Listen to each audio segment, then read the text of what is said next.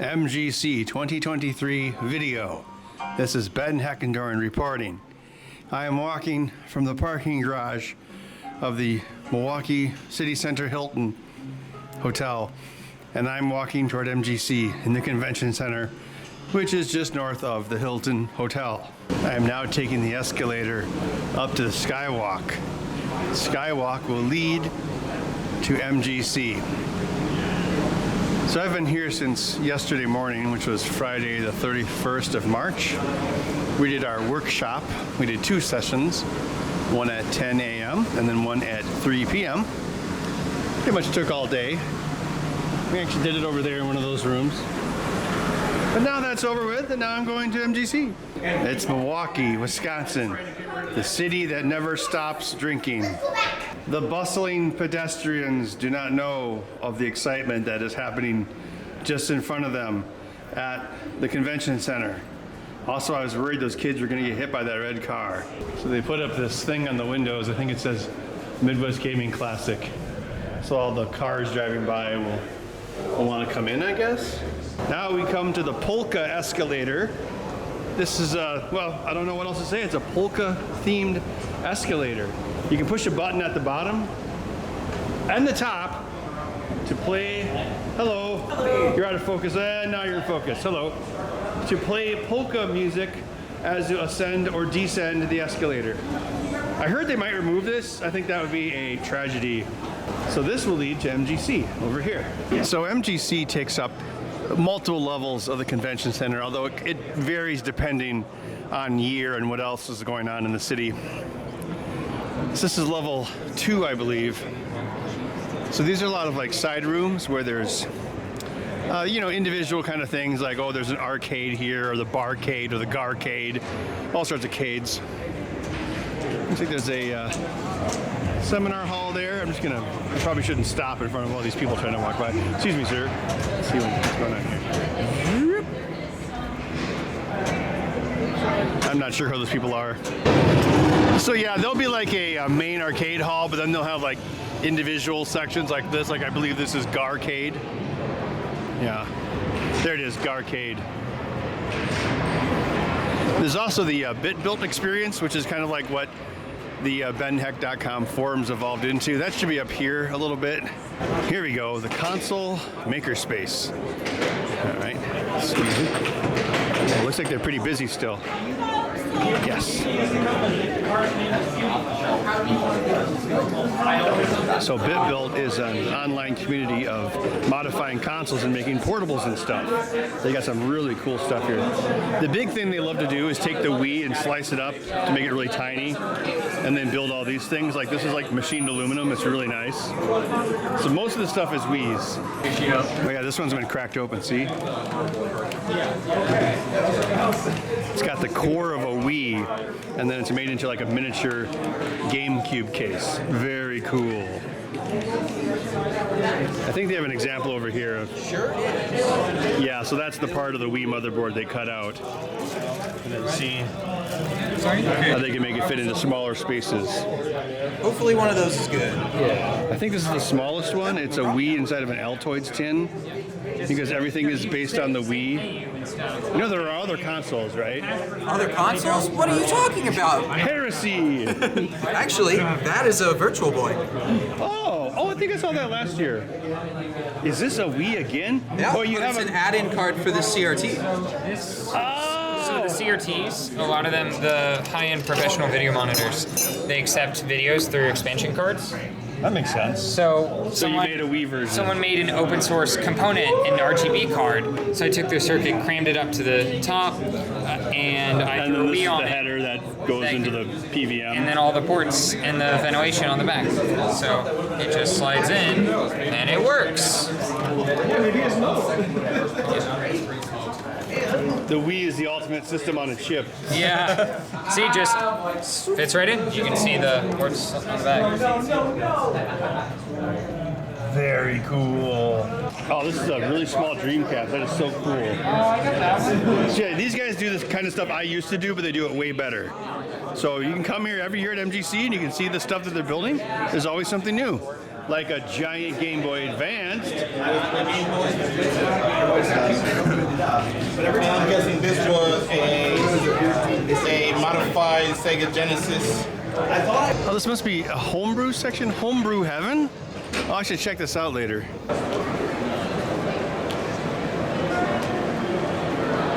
So street level is down there, so people could come in that way. Or they also come in over the mezzanine from the, I'm sorry, not the mezzanine, the skywalk from the hotel. So yeah, so the second level here, that's where all the side rooms that I just showed you are at. I think this is also where you, you pay or you sign in downstairs.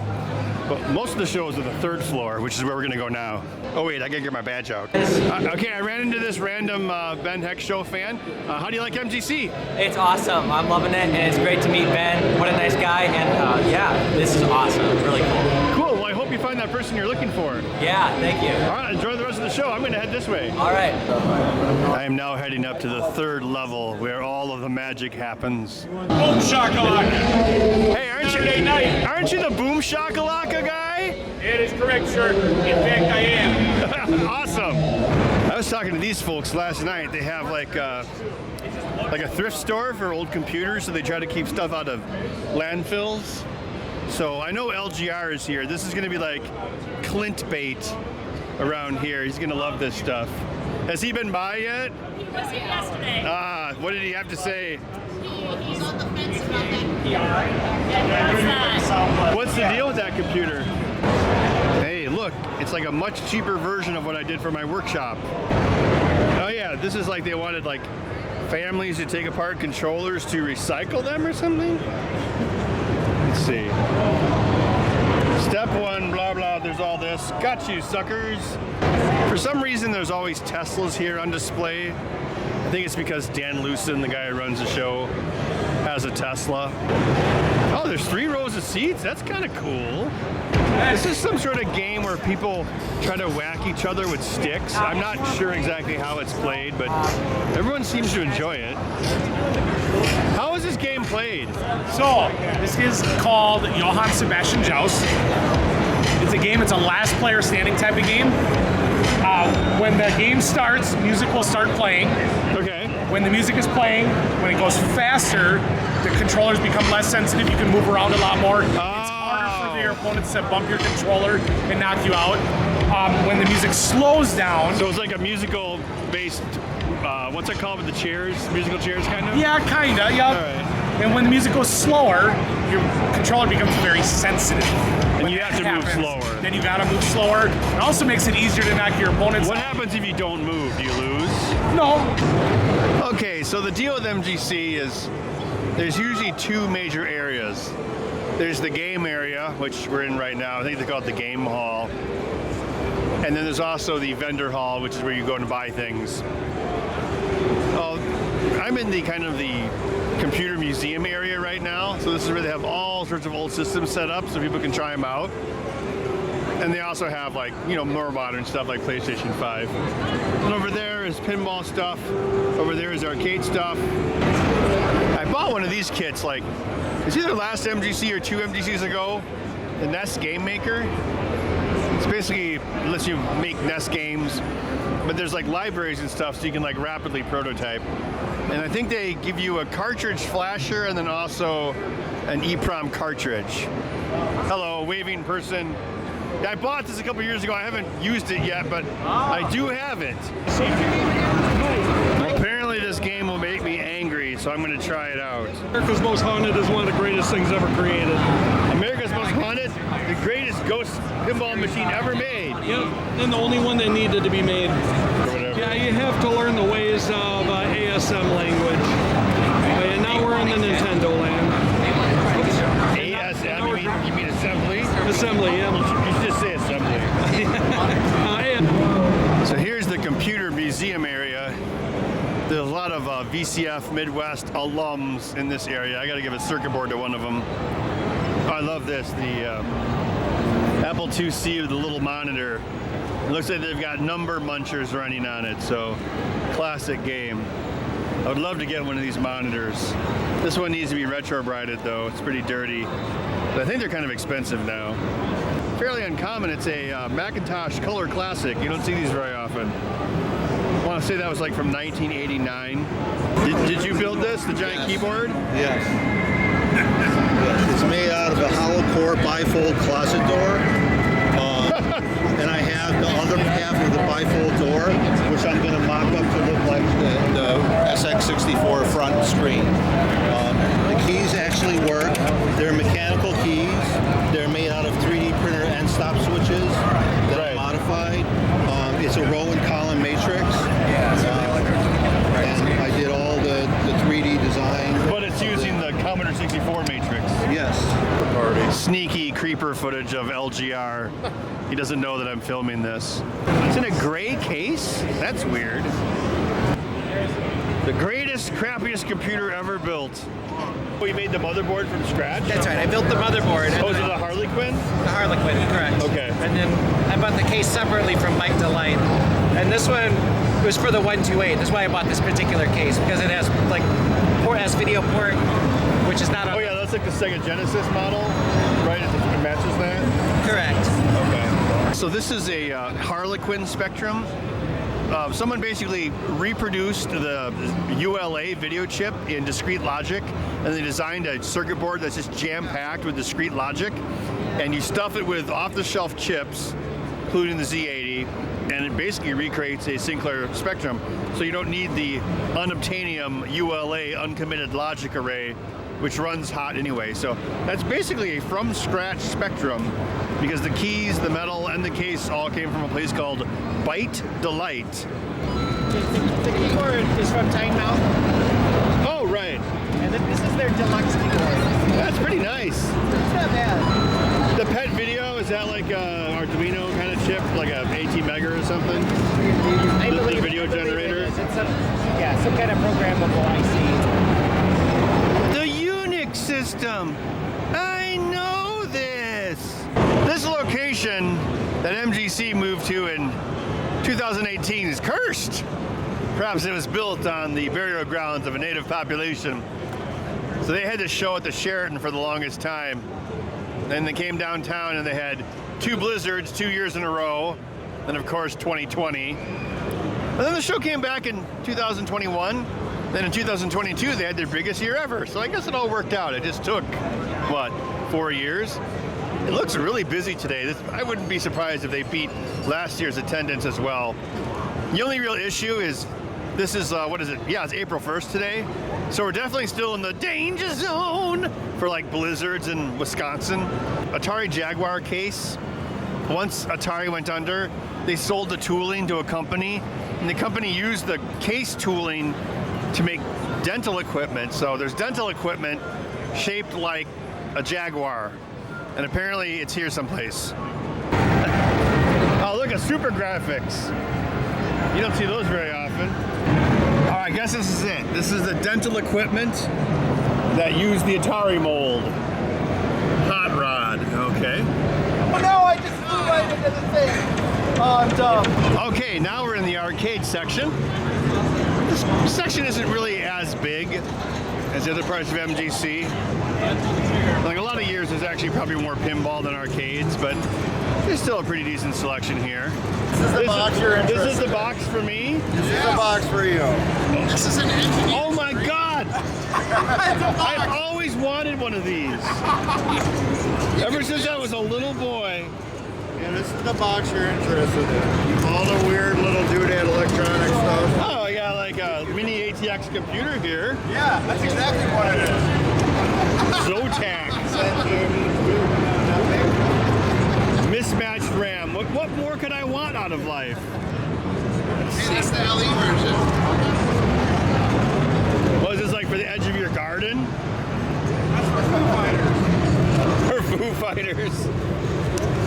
I don't know, guys. This kind of seems like a box of junk. What? $100? Really? No, it's honestly, yeah, it's great. I mean, it's that valuable? Vegemite snacks. Spared no expense. So they got a good number of old pinball machines here too. These are the ones that people bring in. And all the new games are over there. Oh, Mario Mushroom World. This game is like terrible, but it really earns a lot of money on location because it's starring Chris Pratt. It's kind of cool they've got some games you don't always see, like Return of the Jedi here. That's not super common. I guess Golden Tee is. Oh, Rampart. Rampart is great. I love Rampart. It's kind of like Tetris meets Return Fire. It's kind of cool. Oh, I got a Punch Out over here. See how it has 2 monitors? It's pretty cool.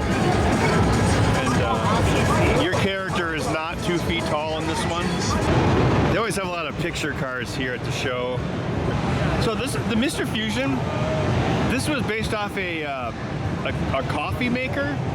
Because actually, in the first Alien movie, they used the same coffee maker in one of the backgrounds. So there's a Mr. Fusion in the Alien 1979 as well. So it's kind of too bad they couldn't have found the actual coffee maker for this.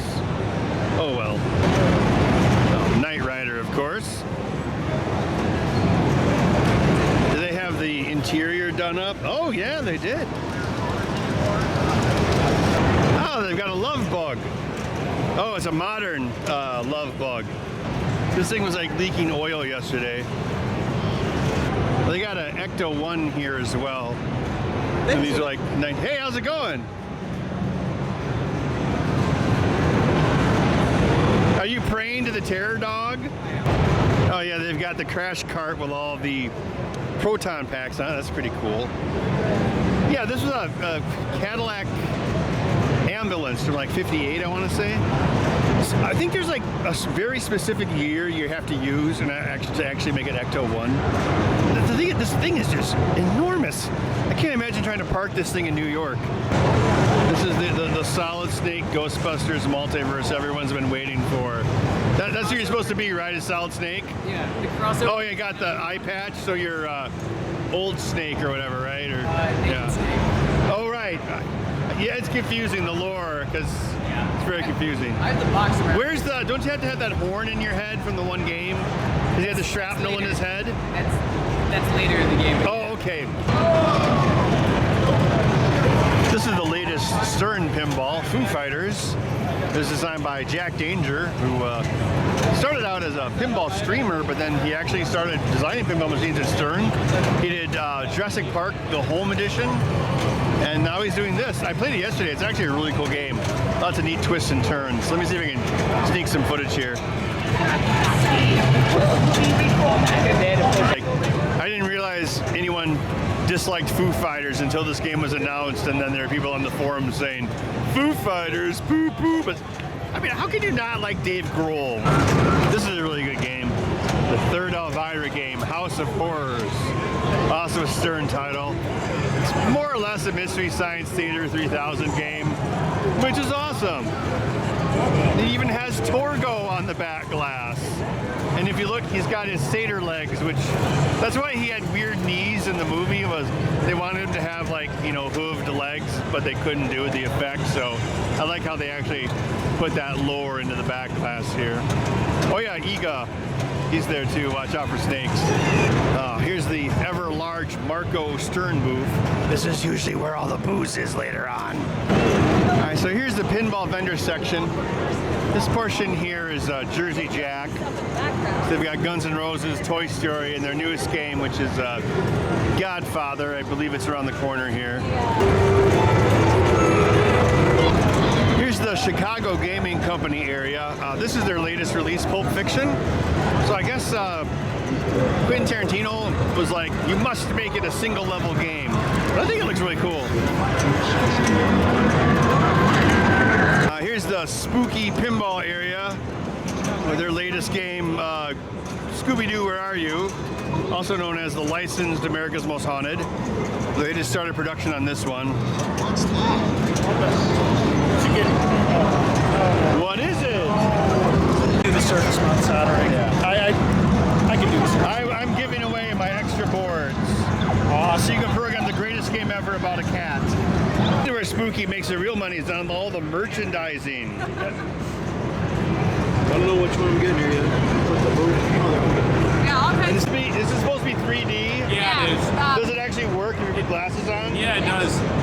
Oh,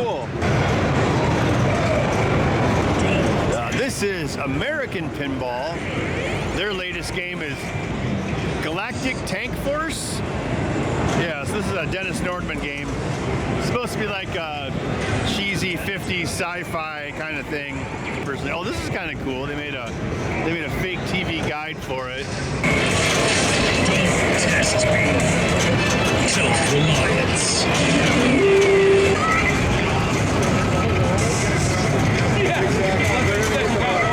Over here we got some more Stern games. It's like a random selection. James Bond was their game before Foo Fighters.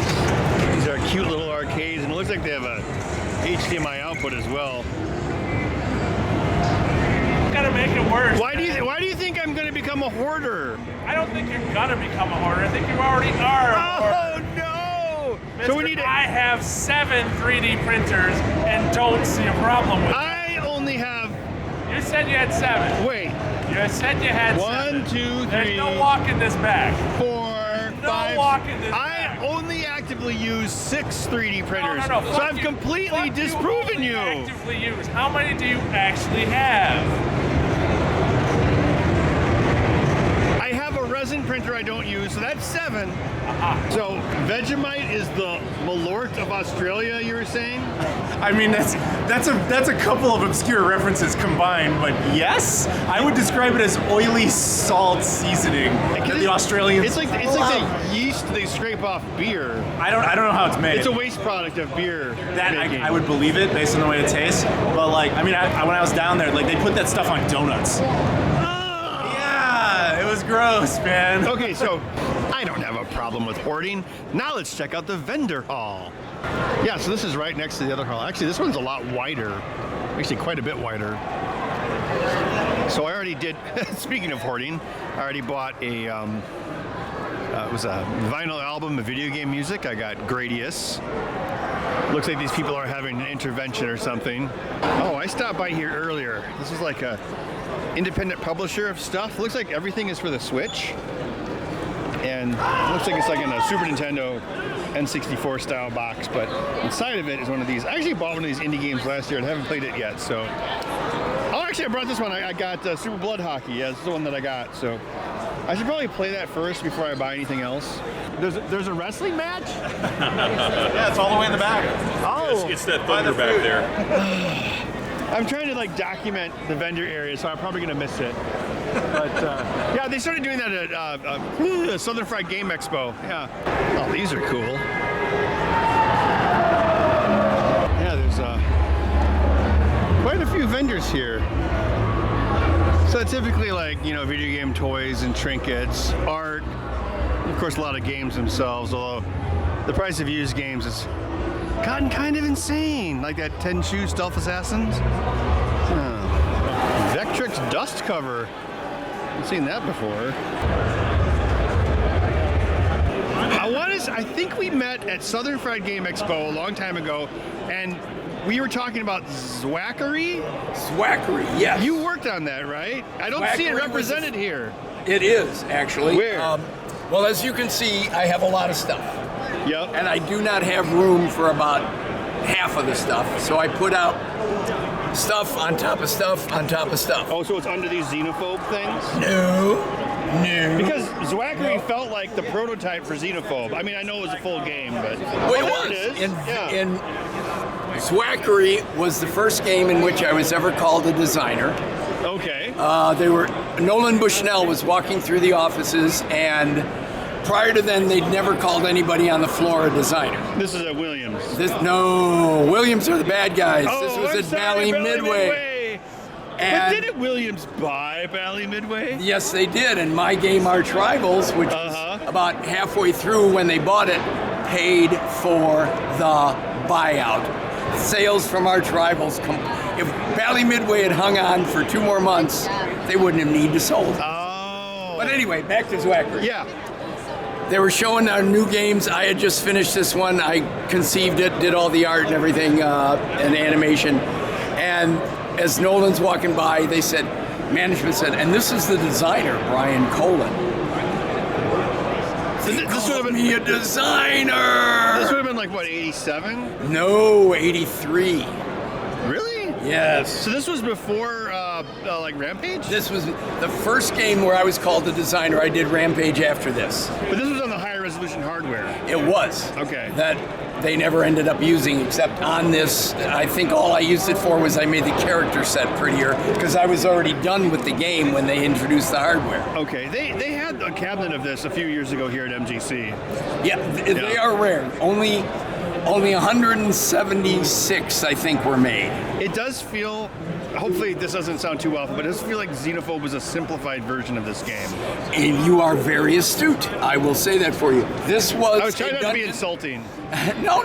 This game, you had to find things and figure out where to use them. Yeah, and there was a paddle control you had to lift up or push down, right? You picked it up very with this, unique. and then to cast a spell, you lift it up. And then with Xenophobe, everything in Xenophobe is contextual. Was if you found the disc, you could put it in the wall. Yep. And so it was very much an exploration adventure. The only trouble is with Xenophobe, it did so well on test. We weren't done with the game yet, but it did so well on test that management decided it's finished. And about a third of the stuff that was in the game that was, I was supposed to plant the seeds here and grow food for later. So it never paid off. About half of it about a third of the stuff never panned out as much as I wanted. Nothing's ever finished, it just escapes. Well, that one they took away from me because it earned so well. So I guess that's a good thing. I probably about 12 when this came out. Like, I love this game and it would suck down quarters because 3 people could play it at a time. And the only other game with more than 2 players at the time was probably Gauntlet, right? Rampage was the world's first 3-player game. Oh, okay. Yeah, that's right. And then that's why they asked me to do Xenophobe. Yeah. Or they asked me for another 3-player game. I did Xenophobe. And then they asked me for a 4-player game. And I just found this wonderful underground comic in black and white that I said, this is the perfect 4-player game. I showed it to management, and they said, no one would ever play a game called Teenage Mutant Ninja Turtles. This is Tanyo Kleiss, the programmer of Foo Fighters Pinball. Hi, everybody. The second major title, right after Deadpool? That's my second title. I was the lead on. Yeah, that's right. So he moved here from the West Coast about 10 years ago, and he got this really lame snow shovel. And then he had a picture of it. It was like this plastic thing. It looked like an as seen on TV snow shovel. Yeah. And because that was after you moved here. I'm like, oh, Tanyo. Did you move to Chicago actually, or did you? Yeah. Move? Okay. Well, I moved out Elkborough Village area. Yeah. So it's called the Waffle. The waffle? The waffle, like wheel. It's a wheel and a shovel. It's a shovel with a wheel It on kind it. of reminded me of like a plow that like an oxen would pull or something. Yeah, it was like that, but it was a human would push it, and you would it came with a video where you shovel and then you push down and throw. So you want to push, down, throw. Okay. Today we're going to interview the programmer from Stern about snow plowing. The waffle. So I had a bad experience with it. Like it was my first winter here was the harshest winter I've seen. It was like a week of below, like. What year did you move here? Do you remember? What year's it now? So 2013. So it is 10 years, like almost to the day. Yeah, there was that one winter. I remember because it was before we moved out of our old shop. Yeah. It was below 0 for all of January. I want to say that was 2014. That was 2014 where we had that 3.5-week stretch where it was -30 to -40 for us. And the sun didn't even come out that whole month. So, because we're you remember my old shop? Remember my first shop? I don't know if you ever went to the first one. Like, it was on the north side of the building. I'm not joking. There was like 2 inches of ice. There was no pavement. It was because all the snow in Wisconsin, it snows, then it freezes, and then it becomes ice. Yeah. And it never got remotely warm enough. So you end up with this like anywhere between a ½ inch to 1.5 inches of ice over everything. So one day, just out of the blue, I was like, I'm gonna park my car over here at the end of the lot. Because usually I'd park in front of the door, like the big overhead door. Yeah. So Allison and I are in the office, and we look out the window, and Felix's car is sliding sideways out the window, and he's like looking at us through the front windshield. It was like that scene in Indiana Jones in Last Crusade where the guy goes through the tunnel. And so he was doing this look like I remember that. It was like something from like a movie. I had that same problem because the driveway's all granite at about a 3-degree pitch. I parked my Jeep, and got out, and I'm watching my Jeep slowly go down my driveway towards the road. And I'm like, Oh, it's so yeah. So I go and get it, pull it into the garage. I was like, I guess I gotta put it in the garage. So yeah, I think I put like I'm not kidding, like 500 pounds, because the landlord would never do enough. So I was like putting like, it was like, I want to say it was like 500 pounds of salt. Yeah. And then I was out there with like, Wisconsin winter. If you don't go through at least 200 pounds of salt, it's a slow winter. Then I duct taped a crowbar to a 2x4 because I was out there trying to like smash the ice so it would break. Oh, there's another time. It was that same winter when it did melt. There was so much ice on the road when the snow melted off the roof, it couldn't go down the driveway, so it went back under the door. So it was starting to flood into our shop. And luckily I stayed late and saw it happen, so then I had to get the crowbar out again, smash a path in the ice so the water could go down. Icebreaker. It's a 3.5 inch wide by a 3/8 inch piece of steel that you literally go chunk, chunk, chunk. Oh, okay. And they sell those at Farm and Fleet. So that was your first winter here? Yeah, I call it the year the Wevel broke. The winter the Wevel. Yeah, the dark winter, the Wevel broke. Well, look on the bright side. But that was one. Any other winter's probably going to be better? Yeah. Preserve Louisiana. Okay. So, it's... Oh, this is that thing where it's like your game is worth $1 million or something. I don't know how I feel about this. Which means I definitely do know how I feel about this. Holy crap, a Game Boy Micro, new in box. 1,000 bones. Whew. They had one of those Game & Watch pinballs here at MGC a few years ago. I should have bought it. It's probably like $1,000 now. I think those guys are still talking over there, but I wanted to work on my loop again. I'll hang out with them later at the after party. Yeah, there's a lot of stuff here. Actually, it seems like less crowded in here than it does in the game hall. Okay. So apparently you buy a big stein and then you can fill it up with pop for free for the rest of the weekend.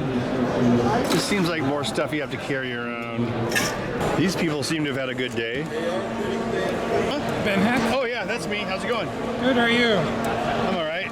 Anything special about that game gear? Well, it's blue. Yeah. Usually don't see that. I'm not sure. It's the wrestling we heard about. Are these women gonna wrestle? Oh, that looks like a wrestler. He's probably like the barbarian of Viking land. He must have been king of the Wicker people. Now we're here in the center of the vendor hall. I kind of feel like I'm lost in a maze. They should put up like things, you know, like in the parking lot where it says like E and F and J, so you know what aisle you're in, like at the airport. That's what they need here. Oh, here's another Game Boy Micro. Wow, that's a lot cheaper than a booth over there. It's coming in with, yeah. Yeah, well, it looks like an elephant sat in the box, better than that. Pretty much, yeah. Yeah. What's the unit alone worth usually? Around 200. Really? You think about it, like, what's really the point? You really need it to be that small? Yeah. I guess that's why no one bought it. Well, I kind of scratched the surface of visiting the vendor room. It's a lot quieter out here. See, they've got like some art tables or something going on. Yeah, so far it's been a pretty good show. I got a piece of pizza, Ian's Pizza. That was fairly decent, but expensive, but what isn't? Is this some sort of Tetris battle? Yeah, it's just a tournament where they have to try to burn 100 lines. Burn 100 lines? Yeah. Oh, you mean? Solid lines. Oh, okay. Cross and match. Are there two people playing? It looks like there's two screens. Yeah, there's two right now. Oh, okay, cool. Yeah, they put the registration booth down here on the first floor this year. I think it's like over there. That's kind of different, although I guess it makes sense. I wonder what Stephen King would look like if he was a wax figurine police officer. Oh. Foo Fighters is really good. I've only played it once and I bombed on it so bad. Really? I didn't think it was that difficult, and I'm not that great of a player. I have to get a sleep apnea machine. Oh, no. So apparently I'm not perfectly well. That's a cool shot. Hey, I see you, Snake! Alarm! Alarm! Oh, everything's okay now. We love that. Here's the Sega Pluto that I fixed a few years ago. That was a YouTube video about that, along with the mystery hard drives. Who knows what they do? Now it's here at the show. They got these weird wooden hands and they had controllers. Look at all of the booze on the walls. What do you think, Sean? Oh wait, you hate being on video. You're on video. Fantastic. I like it. Yeah, this is the Dock Smokehouse right across the street from the convention center. So here we are. We're gonna get some food. Check it out, Sean. I'm filming this part in Beerovision. What do you think? Here, I'm gonna get a shot of the bartenders working very hard. So that blur on the left, that's a bartender. And there's a blur on the right, that's a bottle. So this is mac and cheese, collard greens, brisket and chicken. Delicious. Keemstar retired from YouTube and became a bartender. What is this place? Looks like a James Bond hotel. These are those bikes, right, that everyone hates? No, it's not a bike, it's a scooter. Yeah. You know, you can get a DUI on these. Because it's a motorized vehicle. Actually, you can get a DUI on a bike. That was quite the day of fun. We're now going back to the Hilton, and I am going to get my jacket, not because I'm cold, but because I can fit beers into the pockets. Well, after going back to the Hilton, I didn't feel like carrying around a camera for the rest of the night. Also, that made it harder to hold beers. So I just kind of put the camera away and enjoyed MGC for what it was. We had a nice after party. I think it went until about, I was there till about 1:30, and then I'm like, oh, I've had enough. I'm going to sleep. It's like, it seems like anymore, like I'm too tired at these shows to get too drunk, which I guess is a good thing. Then on Sunday, I think I was there not most of the day. I think I left around 3:30 because I had to drop something off to my friend's house. But yeah, it was pretty fun. I made a few more loops of the vendor hall. The total haul, I didn't get too much stuff. I bought the Gradius album, 2 Lynx games, and I think that was about it. Oh, and I also bought a crappy Tiger a crappy Tiger Electronics game of Pocahontas, and I gave that to Max Olmstead from the Ben Heck Show. Yeah, so a pretty good game. I guess we'll see you there next year. And then, yeah, if you're interested, we're probably going to do the same workshop again next year. Same game badge. They'll probably do games for it, but the same hardware. So, yeah, if you want to sign up for that, I would suggest doing it a couple months ahead of time because the afternoon show sold out pretty quickly. All right, so we'll see you in the next video. Oh, and then also speaking of the game badge, I'm going to finish the game badge part 3 video here soon, which will also connect to the GitHub. So if you actually want to make your own, you'll have all the resources you need to do that. All right, well, we'll see you in the next video.